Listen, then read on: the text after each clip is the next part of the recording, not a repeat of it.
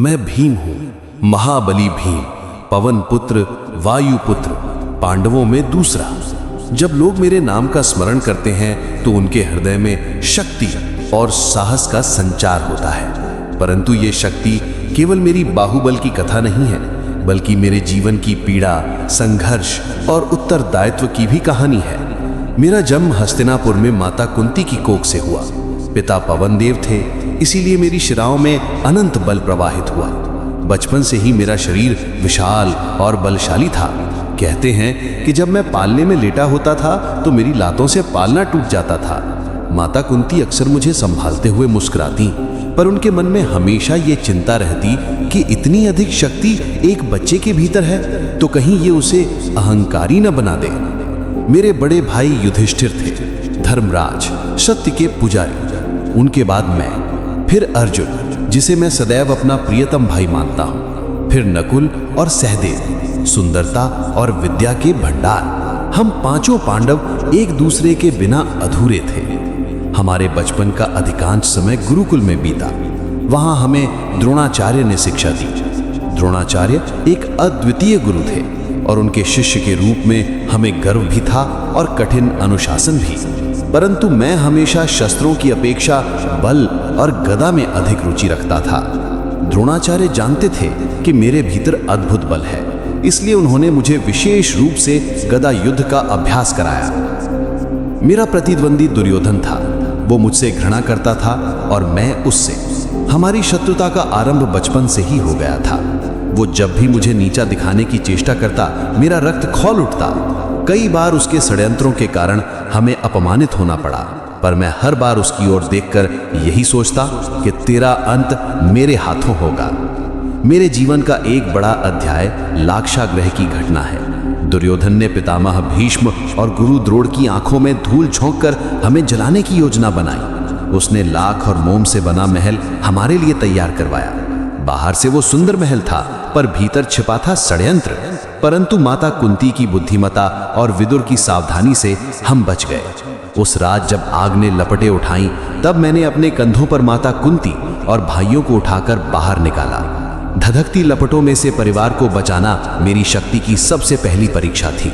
उस दिन मैंने ठान लिया कि ये जीवन केवल मेरे लिए नहीं है, बल्कि भाइयों और माता की रक्षा के लिए है। वनवास के दिनों में अनेक घटनाएं घटी। वहीं मेरा परिचय मेरी पत्नी हिडिंबा से हुआ। वो एक राक्षसी थी, किंतु उसका हृदय निष्कलुष और प्रेममय था।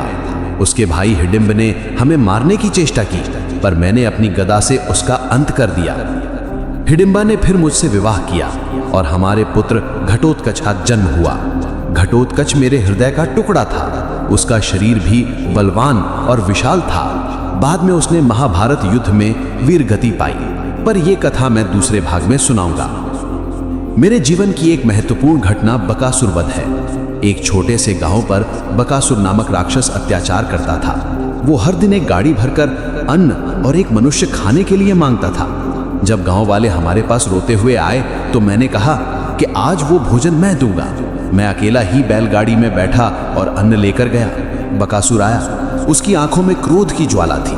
उसने मुझे पकड़ने की चेष्टा की, पर मैंने अपने बाहुबल से उसकी पीठ पर वार किया और उसका अंत कर दिया। गांव के लोग प्रसन्न होकर मुझे आशीर्वाद देने लगे। उस दिन मैंने पहली बार अनुभव किया कि मेरी शक्ति केवल परिवार की रक्षा के लिए नहीं, बल्कि समाज की सेवा के लिए भी है। समय बीतता गया। हमने द्रौपदी का स्वयंवर देखा। अर्जुन ने मछली की आंख भेद कर द्रौपदी को जीता, परंतु द्रौपदी केवल अर्जुन की नहीं, हमारी सभी भाइयों की पत्नी बनी। ये अद्भुत परंपरा थी, पर हमने उसे सहज स्वीकार किया। द्रौपदी हमारे जीवन का आधार बनी। उसकी आंखों में सदैव तेज था। वो केवल सौंदर्य की प्रतिमा नहीं, बल्कि साहस और धैर्य की भी मूर्ति थी। दुर्योधन का षड्यंत्र यही नहीं रुका। उसने हमें जुए के खेल में फंसा दिया। युधिष्ठिर, जो सदैव धर्म का पालन करते थे, इस जाल में फंस गए। उन्होंने सब कुछ दांव पर लगा दिया, राज्य, भाई, स्वयं को और अंत में द्रौपदी को भी। जब द्रौपदी को दरबार में खींचकर लाया गया तो मेरा हृदय आग से भर गया। दुर्योधन ने द्रौपदी को अपमानित करने की चेष्टा की। उस समय मैंने प्रतिज्ञा की कि हे दुर्योधन, मैं तेरी जांघें तोड़ दूंगा। हे दुशासन, तेरे सीने से रक्त पीऊंगा। ये अपमान मेरे जीवन की सबसे गहरी चोट थी। मैंने उस क्षण ठान लिया कि युद्ध होगा और न्याय मिलेगा। इसके बाद हमें वनवास मिला। 13 वर्ष हम भटकते रहे। वनवास की कठिनाइयों ने हमें और दृढ़ बना दिया। मैंने वन में अनेक राक्षसों का संहार किया। एक बार हनुमान जी से भी मेरा मिलन हुआ। वे मेरे बड़े भाई हैं क्योंकि वे भी पवन पुत्र हैं। जब मैंने उनकी पूंछ हटाने की कोशिश की तो अपनी पूरी शक्ति लगाने पर भी उसे हिला ना सका।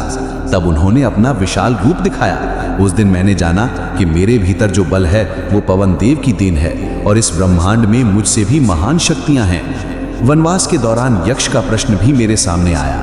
जब युधिष्ठिर और मेरे अन्य भाई एक एक कर निर्जीव हो गए तो मैं भी उस झरने पर पहुंचा। वहां यक्ष ने प्रश्न पूछे।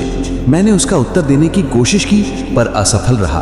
अंततः युधिष्ठिर ने अपने ज्ञान और धर्म की गहराई से उत्तर दिए और हम सब पुनर्जीवित हुए। उस दिन मुझे ये समझ आया कि बल के साथ साथ बुद्धि और धर्म भी आवश्यक है। मेरे जीवन का हर पल संघर्ष और प्रतिज्ञाओं से भरा था। द्रौपदी की अपमान की पीड़ा, भाइयों की रक्षा का उत्तरदायित्व, माता कुंती की अपेक्षाएं और अपने बल का उचित उपयोग, यही मेरे जीवन का आधार बना। अब मैं थक गया हूं इस पहले भाग को सुनाते हुए, पर अभी मेरी कथा अधूरी है। महाभारत का महान युद्ध शेष है, द्रौपदी की प्रतिज्ञा शेष है, दुर्योधन और दुशासन का अंत शेष है, मेरे पुत्र घटोत्कच की शहादत शेष है। मैं भीम हूं और ये केवल शुरुआत। मैं भीम हूं, मेरी कथा अभी अधूरी है। अब मैं तुम्हें उस अध्याय की ओर ले चलता हूं जहां से महाभारत का महान युद्ध प्रारंभ हुआ। 13 वर्षों का वनवास और अज्ञातवास पूरा करने के बाद जब हम हस्तिनापुर लौटे तो हमने दुर्योधन से हमारा राज्य मांगा, परंतु उसका हृदय अहंकार और ईर्ष्या से भरा था। उसने हमारे सामने केवल अपमान ही रखा। धर्मराज युधिष्ठिर ने धैर्य और शांति का मार्ग अपनाया। श्री कृष्ण स्वयं दूत बनकर गए, पर दुर्योधन ने कहा, पांडवों को सुई की नोक के बराबर भूमि भी नहीं दूंगा। तब निश्चित हो गया कि अब केवल युद्ध ही इस विवाद का अंत कर सकता है। कुरुक्षेत्र की भूमि पर दोनों ओर से सेनाएं इकट्ठी हुई। शंखनाद हुआ, रथों की गड़गड़ाहट से आकाश कांप उठा। मैं अपने भीतर उबलता हुआ अग्नि का ज्वालामुखी महसूस कर रहा था। मेरे सामने केवल एक ही लक्ष्य था, द्रौपदी के अपमान का प्रतिशोध, भाइयों के अधिकार की रक्षा और धर्म की स्थापना। युद्ध के पहले ही दिन मैंने अपने प्रचंड बल से शत्रुओं की पंक्तियां चीर डाली। मेरे गदा के वार से हाथी गिरते, रथ चूर चूर होते, घोड़े तड़पते और योद्धा भय से कांप उठते। मैं जहां से गुजरता वहां मृत्यु का तूफान चल पड़ता। मेरे गर्जन की गूंज सुनकर कौरव सैनिकों के हृदय कांप जाते। युद्ध के दौरान मेरे सामने अनेक बार गुरु द्रोणाचार्य आए। वे मेरे गुरु थे, मुझे शस्त्रों का ज्ञान देने वाले, पिता समान। परंतु धर्म का मार्ग कठोर होता है। वे कौरवों की ओर से लड़ रहे थे और मुझे उनके सामने खड़ा होना पड़ा। मेरे हाथ कांपते थे, हृदय में सम्मान भी था और कर्तव्य का बोझ भी। उस समय मैंने समझा कि धर्म का पालन करना कितना कठिन है। फिर आया वो क्षण जिसका मैं वर्षों से इंतजार कर रहा था। दुशासन मेरे सामने खड़ा था। उसकी आंखों में वही घमंड और क्रूरता थी जो द्रौपदी के वस्त्र हरण के समय थी। मैं गरज कर बोला, दुशासन, तूने द्रौपदी के आंसुओं की कीमत चुकानी है। आज तेरे पाप का अंत होगा। मैंने अपनी गदा से उसके शरीर पर ऐसा वार किया कि उसकी छाती फट गई। वो कराहता हुआ गिर पड़ा। मैंने उसकी छाती से बहते रक्त को अपने होठों से लगाया। ये मेरी प्रतिज्ञा थी जो मैंने द्रौपदी से की थी। उस क्षण मेरे हृदय की अग्नि शांत हुई। मैंने देखा कि द्रौपदी की आंखों में आंसू थे, पर उनमें तृप्ति भी थी। युद्ध आगे बढ़ता रहा। हर दिन नई हाहाकार, हर रात मृत्यु की चुप्पी। मेरा पुत्र घटोत्कच भी रणभूमि में उतरा। वो राक्षस बल और दिव्य शक्तियों से युक्त था। उसकी गर्जना से शत्रु कांप उठते। उसने आकाश में उड़ते हुए अपने शत्रुओं पर आघात किया। दुर्योधन और उसकी सेना उसके प्रहार से व्याकुल हो गई। अंत में कर्ण ने उसे मारने के लिए अपना दिव्य अस्त्र प्रयोग किया। मेरा पुत्र धराशायी हो गया। मैंने देखा कि घटोत्कच आकाश से गिरते हुए मुस्कुरा रहा था। उसने अपना जीवन बलिदान कर दिया ताकि अर्जुन और हम सब बच सकें। उस क्षण मेरा हृदय चीत्कार उठा। मैं रोया, चीखा, पर भीतर से गर्व भी हुआ कि मेरा पुत्र धर्म के लिए बलिदान हुआ। 18वें दिन युद्ध अपने चरम पर था। दुर्योधन शेष रह गया था। वो भागकर एक झील में छिप गया, परंतु उसे भाग्य से बचना न था। वो मेरे सामने आया, गदा युद्ध के लिए तैयार। ये वही क्षण था जिसका मैं जीवन भर इंतजार कर रहा था। हमारा गदा युद्ध प्रारंभ हुआ। उसकी गदा के वार प्रचंड थे, पर मेरी गदा और भी प्रचंड थी। हम दोनों का युद्ध देखकर देवता तक स्तब्ध रह गए। अंततः मैंने उसकी जांघ पर प्रहार किया। उसकी चीख आकाश में गूंजी। वो भूमि पर गिर पड़ा। मैंने कहा, दुर्योधन, ये वही जांघ है जिस पर तूने द्रौपदी को बैठने का संकेत दिया था। आज मैंने उसे चूर चूर कर दिया। मेरी प्रतिज्ञा पूर्ण हो चुकी थी। धर्म की विजय हुई, परंतु विजय की भूमि रक्त और शवों से ढक चुकी थी। मैंने चारों ओर देखा। अपने ही गुरु, संबंधी और प्रियजन इस युद्ध में मारे गए थे। मेरे हृदय में एक गहरी रिक्तता थी। युधिष्ठिर सिंहासन पर बैठे, पर उनके चेहरे पर प्रसन्नता नहीं थी। अर्जुन मौन था। नकुल सहदेव दुखी थे और द्रौपदी की आंखों से आंसू रुकने का नाम नहीं ले रहे थे। मैंने उसके पास जाकर कहा, सखी, मैंने तेरी प्रतिज्ञा पूरी की, पर देख, ये विजय कितने रक्त में डूबी है। युद्ध समाप्त होने के बाद भी शांति नहीं आई। राज्य का भार हमने उठाया, परंतु मेरे हृदय में हमेशा घटोत्कच का वियोग, अपनों की मृत्यु और युद्ध का अपराध बोध रहा। समय बीता। अंत में जब हमारा जीवन ढलान पर पहुंचा, हम पांचों भाई और द्रौपदी हिमालय की ओर चल पड़े। एक एक कर सब गिरते गए।